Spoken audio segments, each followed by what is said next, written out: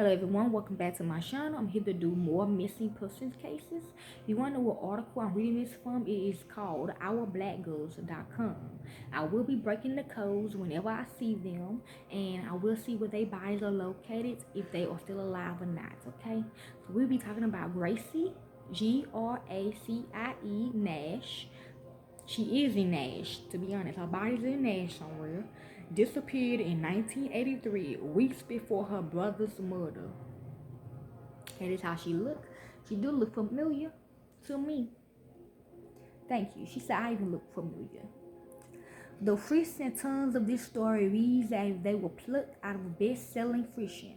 But the disappearance of 39-year-old Gracie Nash from Austin, Texas, and all of the components leading up to it are unbelievable erased in truth. Detached in truth.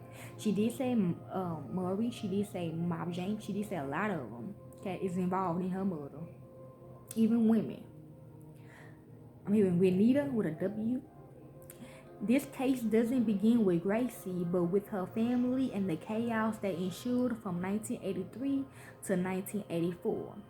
In May 1983, Gracie's brother, Melvin Davis, she's saying no, known affectionately as Bush, Miles James, decided it was time to break up with his girlfriend, Naomi Easley.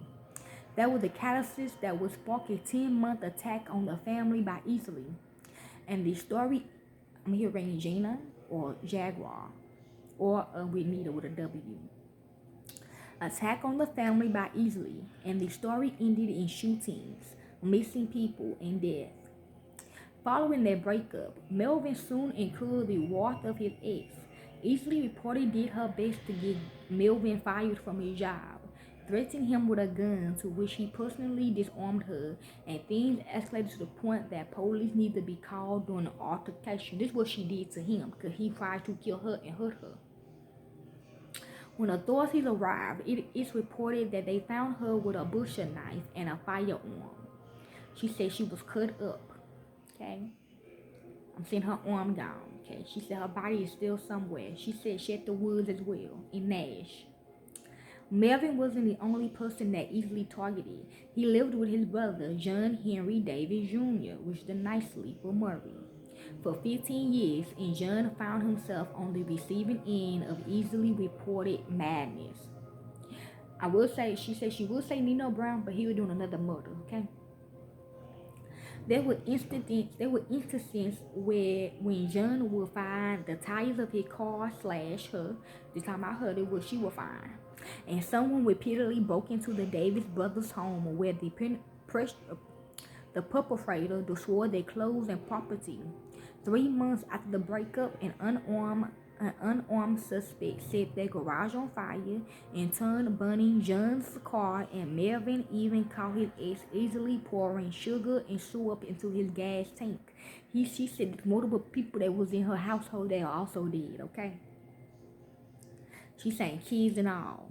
Her real boyfriend at that time, sister, and kids. And she's saying mother. Things became progressively worse when relative Ronnie went to visit her brother home. While they were in there and encountered a distressing scene, she said, look into Juanita Bailey home. It was the day before Halloween, and Ronnie realized upon entering the house that there was someone inside. And when he attempted to flee, she said she been losing me. He was met with gunshots. Thankfully, he wasn't hit, but the assault on the family was far from over. She said she thought she hit him with the gun. November 1983 was 6 months after Melvin broke things off with Easley, but she was still angry. As he was leaving his home, Melvin reportedly confronted by Easley as he was making his way to his vehicle. It is up to Naomi and Gina. This is what he was doing to get Gina heart, okay? She unleashed a physical attack. Easily shot him in the wrist, resulting in Melvin breaking his arm. Yes, that's why his arm looked like that. Unlike previous altercation, bodies help him sew it up or something like that. Unlike previous altercations, this time Easley was arrested. It reportedly didn't take too long for Bun herself out of jail. And 3 days after Melvin's attack, someone shot at his brother John, and he was leaving their home in the early morning hours, and that's about Nino Brown right there. And you see, Melvin's got another S on this, so this is like she's talking about her husband, boyfriend, husband slash, them, okay, torturing them. Once again, thankfully, he wasn't injured. This is also what she lived it like. Okay. Okay. Now, throughout this ordeal, Gracie Nash, the fourth and seventh siblings, she's saying all gone, was going about her daily existence. She lived an assuming life, and according to her loved ones, the mother of two stood clear of trouble. She's telling me I used to watch her. Or she used to watch me. You watch me. Oh, I watched her, y'all. She didn't lose drugs. That means she wasn't eating bodies. She didn't drink blood. She didn't go out to nightclubs or bars. And her employer said throughout her 10-year employed at a nursing home, she was a respected worker. You see nightclubs, that means they not out trying to get people. She been married but divorced, and at the time that Gracie went missing, she did have a boyfriend.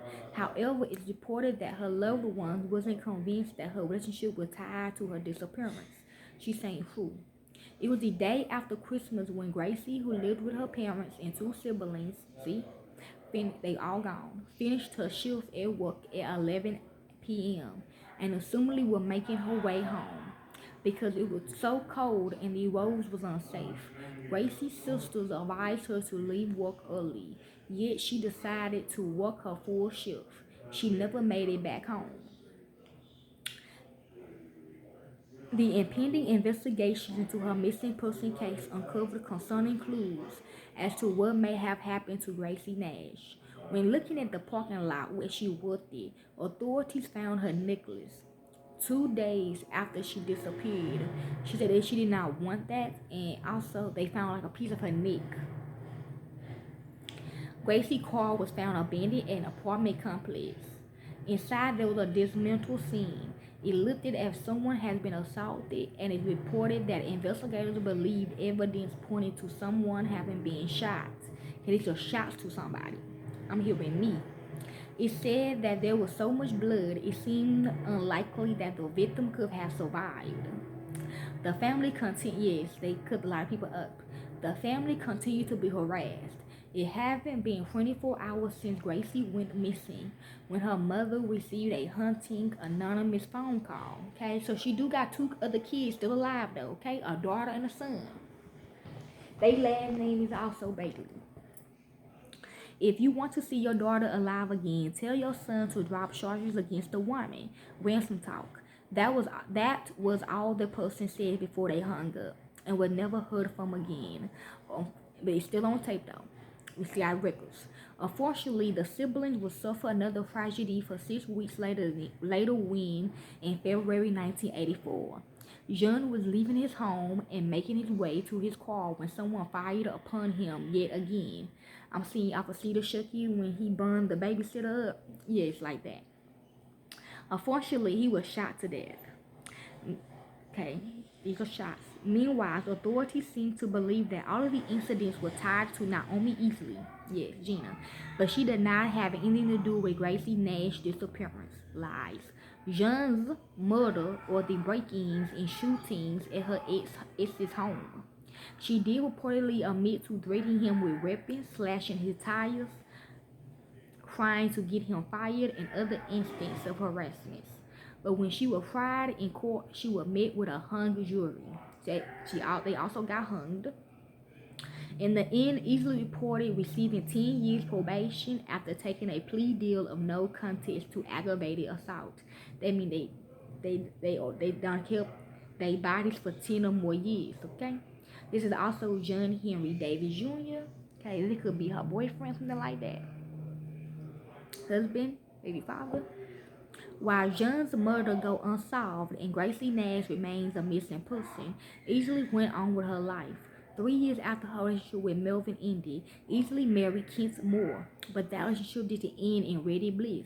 It reported that her violent streak continued with her estranged husband while they was in the midst of a divorce. Moore was attacked in 1989 when he sustained 5 gunshot wounds that included 2 that he took in the chest and 1 in the head. Okay, so yeah, these are definitely shots being thrown at the family.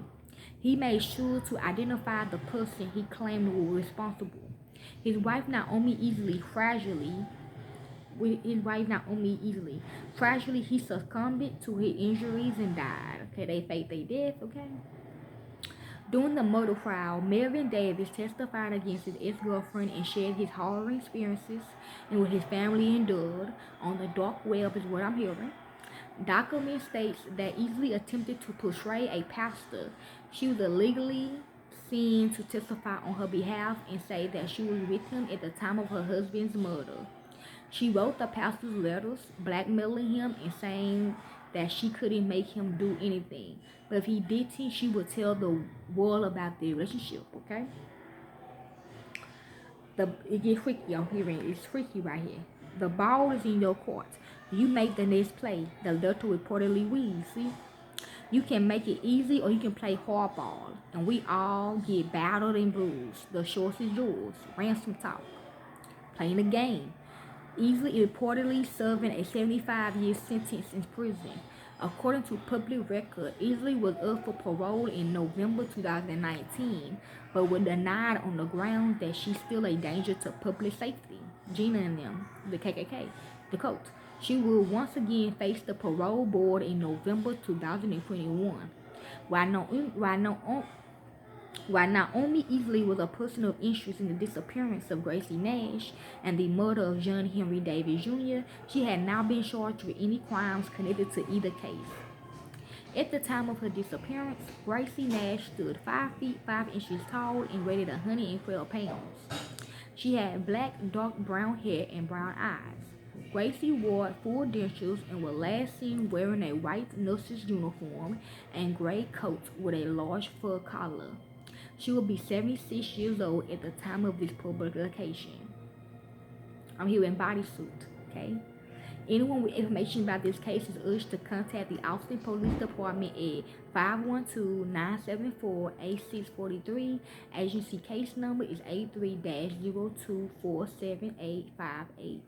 The Texas Department of Public Safety at 512-424-5074. Agency case number is capital M, big M, 0508010, or their local authorities. Please share this story by Gracie Nash to help reignite the investigation into her disappearance. She is our sister and her life matters, okay? So if y'all want to help on this case, y'all can. I'm not doing it for the fame or for the money. I do it because it's what I love to do, okay? The next one is going to be by my daughter, Jill. Now, peace.